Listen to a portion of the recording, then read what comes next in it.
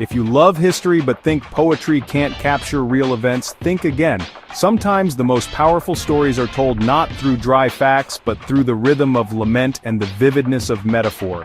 The Bible, especially in books like Ezekiel, weaves together the threads of history and poetry, creating a tapestry that is both beautiful and haunting. In this chapter, we're invited to see the rise and fall of Israel's leaders, not just as a sequence of events, but as a living, breathing tragedy, one that echoes through the ages. In Ezekiel 19, the past roars like a lion and weeps like a widow. The chapter is a funeral song, a lamentation for the princes of Israel, those who once held power, but whose pride and choices led to their downfall. It's a chapter that mourns but also warns, painting the fate of a nation through the fate of its rulers. Let's listen to its story. Imagine sitting by a fire as the elders recount the tales of old, stories meant to teach, to grieve, and to remember. Ezekiel's words are not just for his own time, but for anyone who has ever wondered how greatness can slip away, and how hope can be lost. Picture Israel as a lioness, fierce among beasts, raising her cubs to rule. She is strong, protective, and proud, her children destined for greatness.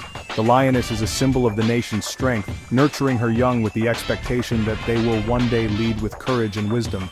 Her firstborn grows strong, hunting with pride, but his power draws the eyes of enemies.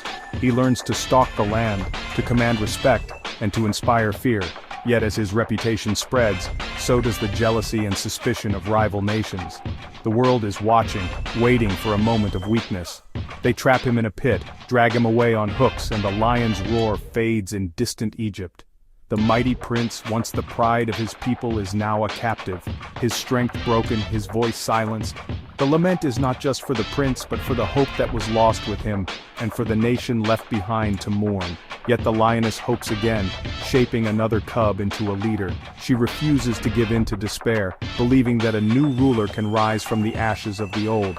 The cycle of hope and loss continues, as the nation looks to its next generation for salvation.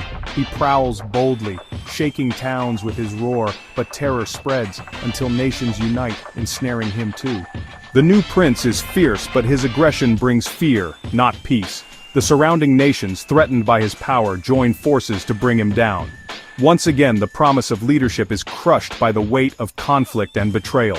They cage him, haul him to Babylon, and silence falls on the hills of Israel. The land that once echoed with the roars of its princes now lies quiet, subdued by foreign powers. The people are left to grieve, their dreams of freedom and greatness locked away in distant lands. The exile is not just a physical journey, but a spiritual one. The